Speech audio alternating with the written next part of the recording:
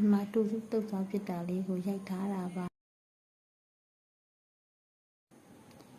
ဒါကတော့တူဘူးနှစ်ထုပ်ပါနှစ်ထုပ်ကိုရေနှစ်ခွက်ထည့်မှာပေါ့နော်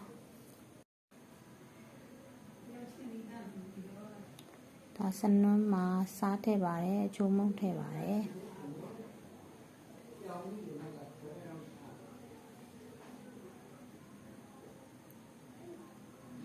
ဒါရေနဲ့အိုးထဲမှာမှွေတာပေါ့နော်မှွေရသူ့တော်တော်လေးတော့ကြာလေးဟိုဒီအမုံတွေကြေသွားအောင်တော်တော်လေးမှွေရတယ်ပေါ့နော်ဒါတော့အမေလုပ်ပေးတာပါကိုယ်တိုင်ကြိုထားတာတော့မဟုတ်ပါဘူးတော်တော်လေးတော့ကြာလေးမှွေပေးရအဲ့အမုံတွေကြေသွားတဲ့အထိကိုရေနည်းနည်းချင်းထည့်ပြီးတော့အဲ့လိုမျိုးမှွေရတာပေါ့နော်ဒါပေမဲ့ဂျင်းကျွတ်တူမျိုးထည့်တာလေးတော့နည်းနည်းလေးဟိုမဖြစ်လိုက်ဘူးပေါ့နော်ထည့်တာလေးတော့မရိုက်ဖြစ်လိုက်ဘူးဖြစ်သွားတယ်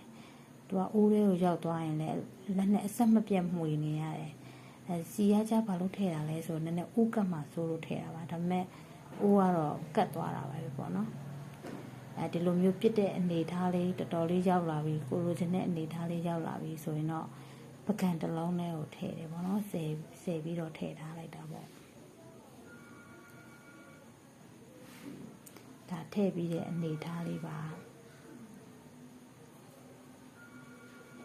ထည့်ပြီးတော့တစ်နာရီလောက်အေးခံတယ်ပေါ့နော်ဒါအေးခံပြီးတော့တူးလေးတွေမမာလေးဖြစ်သွားပြီပေါ့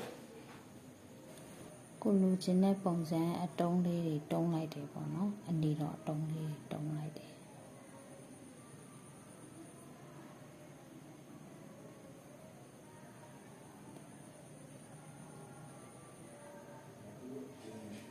ပြီးရင်ရှောက်ရွက်ညှက်ထည့်တယ်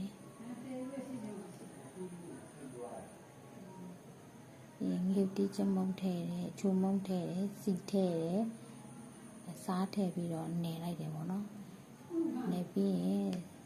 အရသာရှိတဲ့တူဘူးတုပ်လေးရပါပြီတူဘူးတုပ်နဲ့အတူပဲတုပ်ရဲ့ပူစီနယ်ရင်နဲ့အတူစားမှာပေါ့နော်